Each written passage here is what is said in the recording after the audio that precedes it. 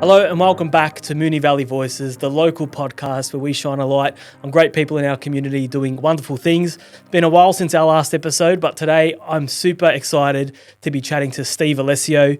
He won't be a stranger to many people in the Moonee Valley, a champion of the Essendon Football Club and making waves as a co-founder of the Business Essendon network as well. So Steve, welcome to the show. Thanks for joining us. Thank you. Thanks for having me on. Yeah, awesome. So why don't we just start with, I guess, you grew up in the Moonee Valley area, or what's your sort of history with the Moonee Valley sort of been like? Yeah, pretty much local, just over the border. I grew up in Pascoe South, so always wasn't too far away. Went to school locally, did everything locally, sport, all that type of stuff. Involved in the community locally, and then later on when I got married, moved over into the sort of North Essendon area, and been here ever since, and really enjoyed it. It's been great. The area, what I've found with a young family growing up, is more amenity and more things have come closer. Essendon Fields, DFO, all that type of stuff, and it's been great to be in the area. Yeah, awesome. And talking footy, obviously these days the footy pathway is sort of really well sort of documented from, your TAC Cup, or sorry, it might not be called TAC Cup anymore, but, your sort of future generation sort of the Discovery, Calder Cannons, all that sort of stuff. What was it like when you were sort of coming through? Like, what was the pathway like to get to an Essendon footy club?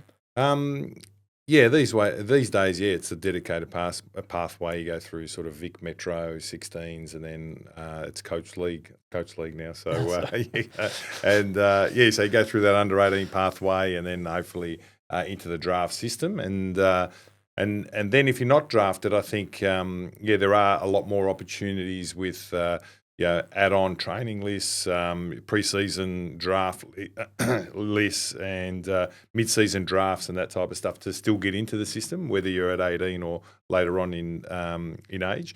But back when I played or started was in the early 90s, and I think there was just the dedicated sort of 16s and 18s teams where they brought together most of the talent, the Teal Cup. And then we had the old under 19 system, which was sort of the bed of talent, young talent in the area, which they'd bring together, zoned. So Essendon, I think at the time, had this zone. I think northwest and out Ringwood way as well. So champions like Van Aar and O'Donnell, and that all came out from the Ringwood zone. So so that was the setup there with the under 19. So I finished year 12 and had a great mate, Ross Napoli, who was already playing under 19s football at Essendon. I wasn't playing much football at all, just a bit of school footy since about the under 12s 14 mark. Just played basketball instead, but we always played school footy. Locally in the with the ACC competition, the Associated Catholic Colleges, about half a dozen games a year, and we played together in that. And then he was already at Essendon and under 19s, and suggested I come down and train at the under 19s. I wasn't too keen. I'd seen how hard he was training, and but I finished year 12 and thought, I wouldn't mind going back playing local football. If I get the opportunity to go down and train with the under 19s, it'd be great to.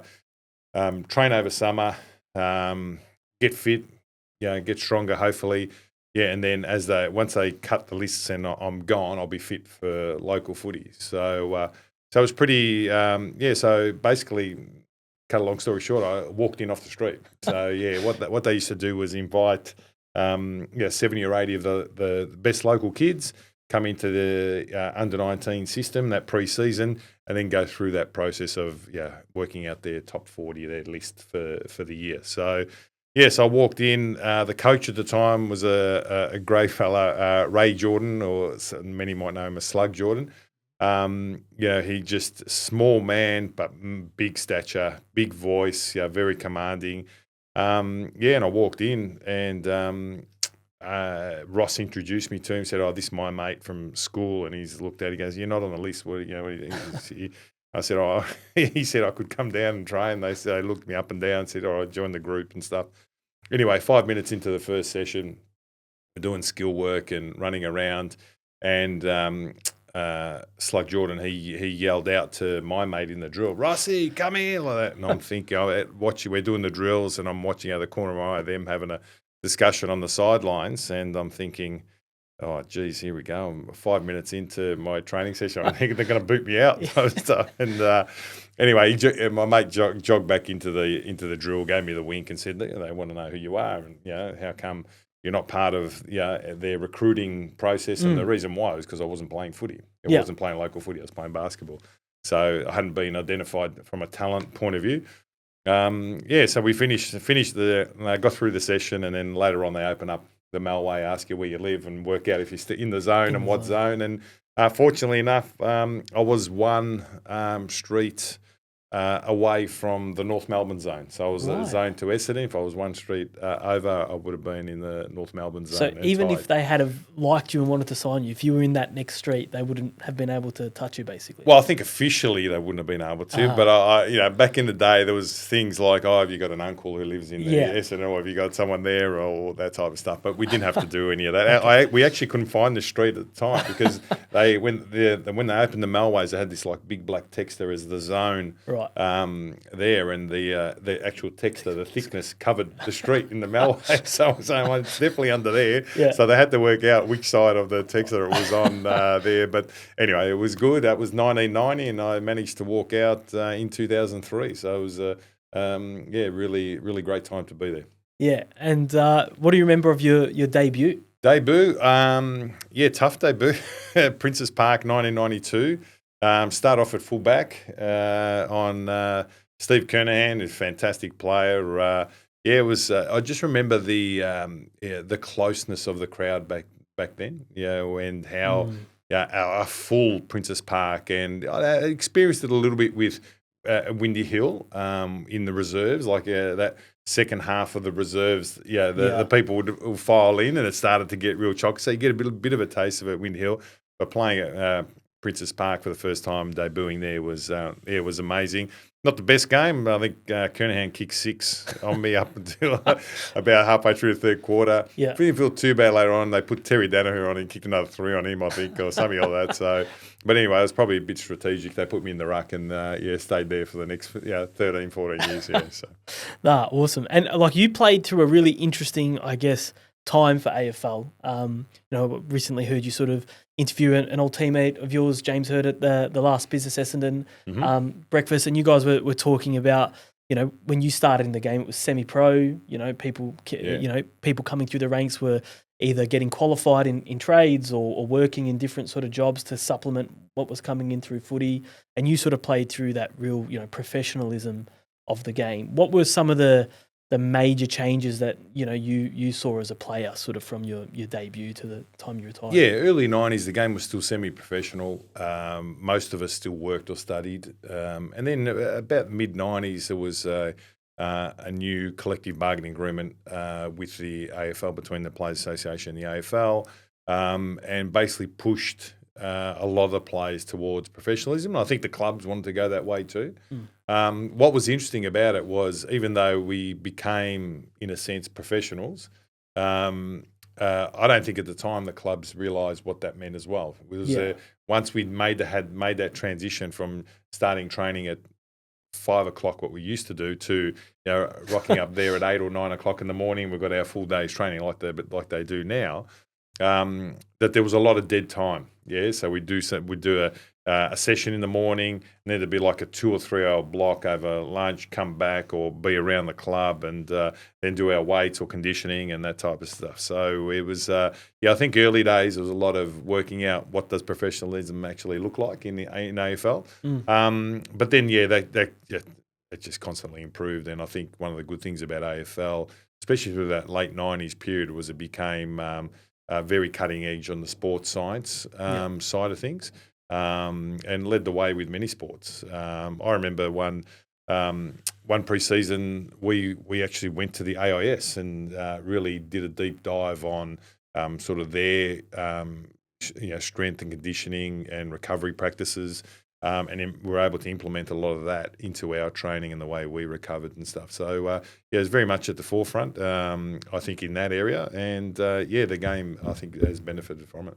Yeah. And so in that semi-pro sort of time, what were you doing outside of footy? Were you studying still? Or? Yeah, studying. I was lucky. I was probably one of the early ones. I managed to finish my degree early. Bachelor of Business, majoring IT, and just went about looking for part-time work and working part-time, and always had sort of a work interest right through to the end of my career. I don't know. I just assumed they were going to give me the flick each year. So it held me in good stead. I had some work experience under my belt by the time I'd finished, and then went in to work with the group training arm of the AFL for about 18 months, and then was asked to come on board at the Players Association when Brendan Gale had come on board. They were setting up and bringing in-house all their player development, their off-field services for players. So, I spent virtually the next 10 years working with the AFL in that career transition area, player development services, which is fantastic, with some other great people there at the Players Association. And then, ended up establishing now what their past player, AFL players, alumni services as well, to extend the current services they've got to past players as well. So it was a really rewarding time. And then after that, moved more into corporate life. Yeah, awesome. But before we go too far into corporate life, we'll touch on the famous 2000 season with the Bombers. Obviously, a season where you dropped one game all year. Incredible coach in Kevin Sheedy as well. What was Sheeds like as a coach to play for? What was that year like in particular? A fantastic group, and led by Sheeds. Sheeds was a real positive motivator. People might see the ranting and raving part of Sheeds on game day, but really positive guy. Had a really incredible ability after in particular a loss to turn it into something positive, and we're already thinking how can we go from 10 goal loss into we're ready to go for next week in our next game. He was really good at that and motivating the players. We had an incredible group of players in that lead up to that 2000 year. We'd gone through some adversity ourselves. We'd lost 2 preliminary finals by a point in 96 and 99. So I think we were ready, and we were hardened for that 2000 year, in particular after that 99 prelim loss. There was never going to be anything other than us winning the Premiership, that result. And that actually came about grand final day of 1999. So we all went as a group and watched the grand final in person. And we basically by about half-time, three-quarter time, we left as a group and met across the road at a restaurant there in Wellington Parade. And the coaches at the time had mapped out what our 2000 season was going to look like. Pre-season starts, who our main competitors were, what we needed to do, and how we need to go about it. So by the end of the grand final in 1999, we were prepared for 2000. And that mindset carried us through to a fantastic season in 2000. There's obviously a lot of preparation that went into that successful season, but in terms of the players and everyone sort of buying in and the consistency of that commitment over what is a pretty grueling and long season, how very few people get to be part of something as successful as that. When you look back at that time, what were some of the little things that were just going right every week that just made that sort of possible? Well, I think the consistency of training and a commitment to standards, so training standards, behavioural standards, the way we wanted our skill work, and I think we all held each other accountable.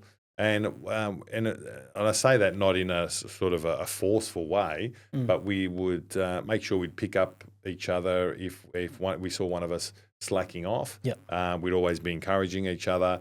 And remember, this group by 2000, remember the baby Bombers coming through. We'd been together for nearly 10 years, right through 19s and stuff. So we had a lot of trust in each other as well, and a really good mix of some older players with us as now maturing players coming through our sort of mid to late 20s, with a few young players who were really playing some great footy for us. So a good mix of throughout the group, but a really good culture and understanding of how we wanted to play and how we really wanted to treat each other both on and off the field. Yeah. And then how did you sort of carry that into your post-footy career? Like, what are some of the lessons that you try and apply, whether it's in business or dealing with other people, what you're doing with the Business Essendon network?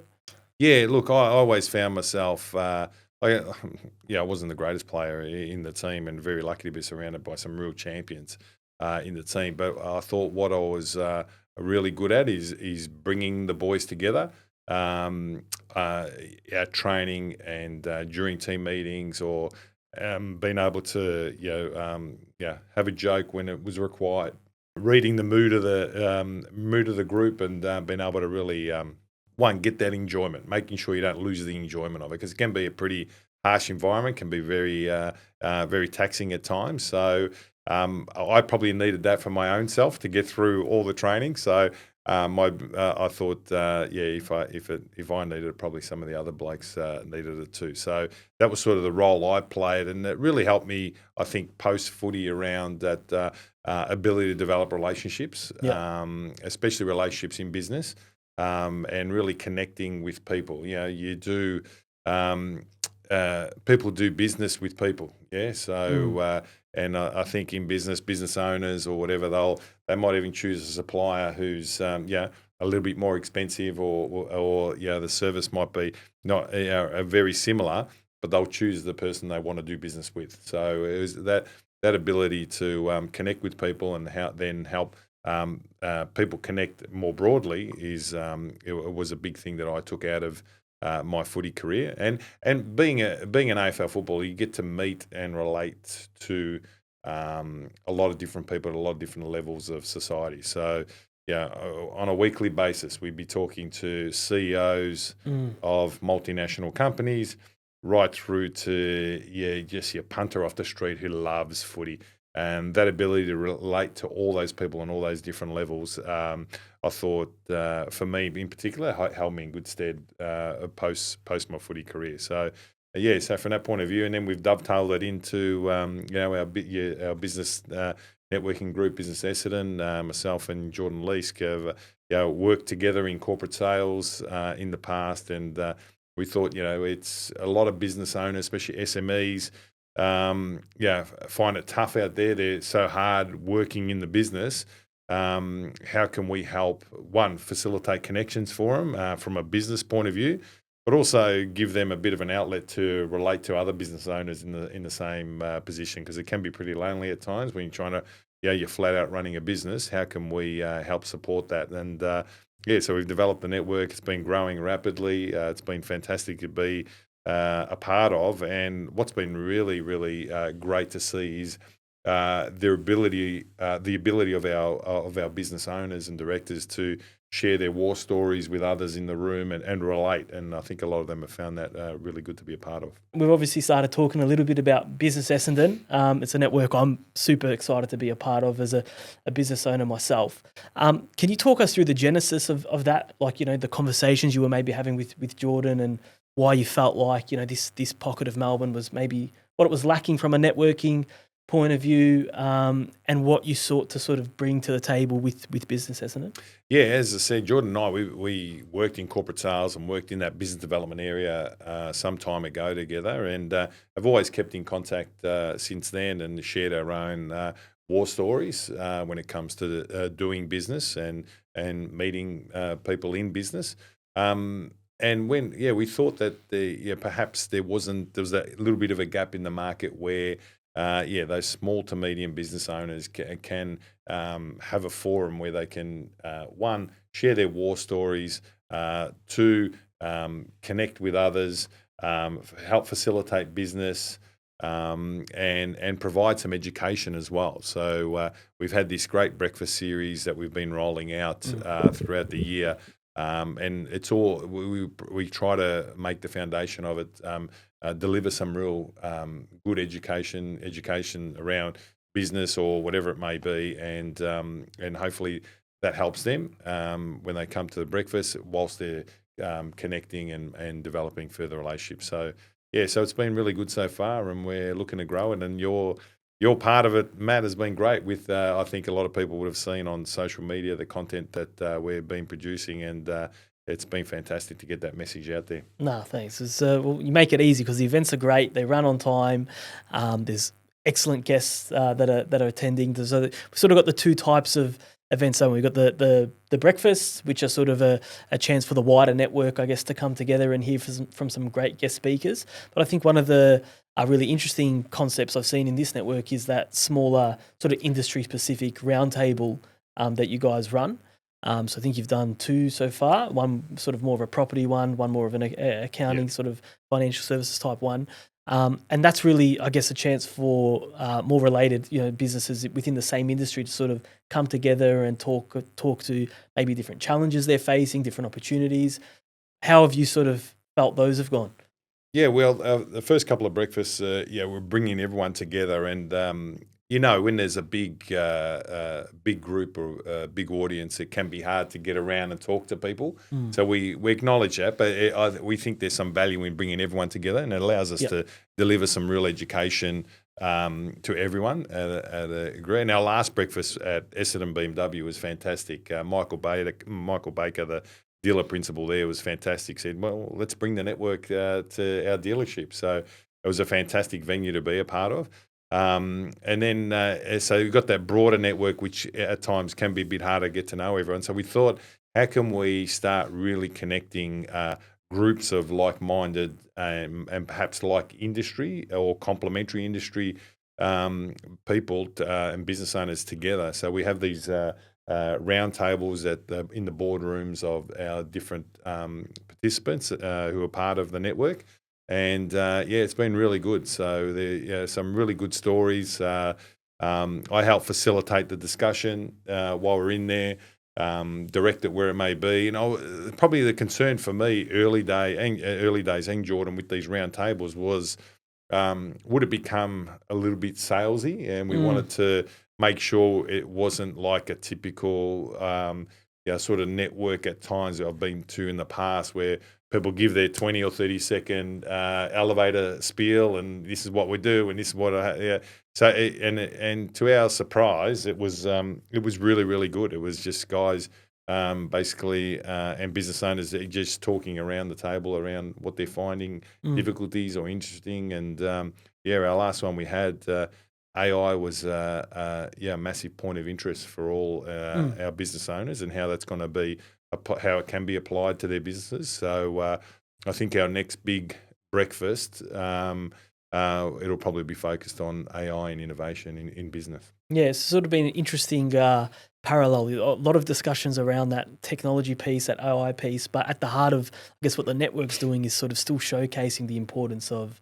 those real personal relationships and giving people the space, I guess, to talk about, what they're an expert in and building that trust, I guess, over, a person-to-person sort of basis. Has that been one of the things that you've enjoyed about seeing the network come together? And like you say, instead of it being super salesy, like letting people talk to where their expertise is as being a really good tool to allow them to build trust and connections with other people in the network? Yeah, I think the basis of any real relationship and connection is trust. Yeah, so we as Jordan and I, as running the network, we try to look for all those opportunities to build that trust, and that's why we have a really firm hand or deep hand in facilitating those discussions, facilitating that trust, so all the business owners can talk and get what they want out of the network. So, and look, we know we're early days in the network, and we're getting a lot of good feedback and feedback around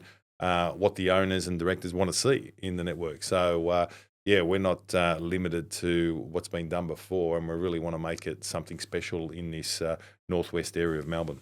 Yeah, awesome. And you do a lot of the emceeing yourself. I've had the pleasure of watching you in action as an MC. How did that sort of, have you always sort of liked that hosting aspect? Where's that sort of come from? Yeah, it's a good question. Going back, so if we go back to sort of the earlier questions around Sheeds as a coach, he was always a big one, especially with the young players in the team, to push us out. Keep pushing us out in front of audiences, in front of supporter groups, doing different interviews. He would even, like, I remember pre-season games, he'd take us all over Australia. Yeah, we'd be playing Northern Territory, Alice Springs, Cairns, all over WA, all over Australia, and part of that, it was a community connection thing. We'd be playing, but also getting out to community and pushing the Essendon brand out there. Would be a supporters function afterwards. And Sheeds used to have always guaranteed, used to grab the 3 or 4 or 5 young blokes and get them out in front, and he'd half the time do the interviewing of them and try to get them to display a bit of personality and talk. So I think early days, that's being forced into that environment and sort of understanding. As the game gets more professional, it's expected, and you see players now they're on TV all the time and being interviewed after a game, during a game, very, very slick and professional. A lot of the young guys now, so I think that's where it started, and then then through work and having opportunities to host different functions. I've worked in business development in corporate for some time, and just kept doing those events, and really enjoyed that ability to talk with someone, and then also not only interview them, but see if you can really uncover some of their personality in their view, and how you do that. And there's a few different ways, but I really enjoy it, and it's led on to coaching, junior coaching, and still involved in sport and coaching in the AMOs now. Which is good. So that's sort of, you've got to always be prepared, and how do you get your message across, and how do you motivate, and how do you inform? So it's good fun. Yeah. So what are you doing in local footy? Tell us a little bit about what you're coaching, and Yeah, so I've always sort of had a hand. I had 3 boys all coming up playing junior footy, so you're always around it. Always helped out where I could. The runner of the junior teams for a number of years. Then once we got to about the under 16, 18 level, helped coach at Strathmore, which is a fantastic club. And then a few years later, have coached the last 3 years at St Bernard's in the VAFA, the Victorian Amateur Football Association. So that's been really good, really great standard. Some fantastic players. It's a lot of players who come back from VFL footy into the VAFA team, especially at Premier level where St Bernard's are. And it's a real challenge each week. It's a very even competition, and just motivating young men week in, week out, especially, which is a more recent phenomenon when a lot of them go overseas, and you've got perhaps not all your best talent available, and how you prepare for that, and how you get the guys motivated to make sure they keep playing their best footy. But it's really good. I really enjoy that coaching element. Yeah, awesome. And so we normally wrap up with a couple of quick fire faves from the area. Favourite night spot or restaurant to go out for a family dinner? Favourite night spot? No, I'm getting too old for the night spot. Yeah, sorry, I reverted to restaurant very quickly.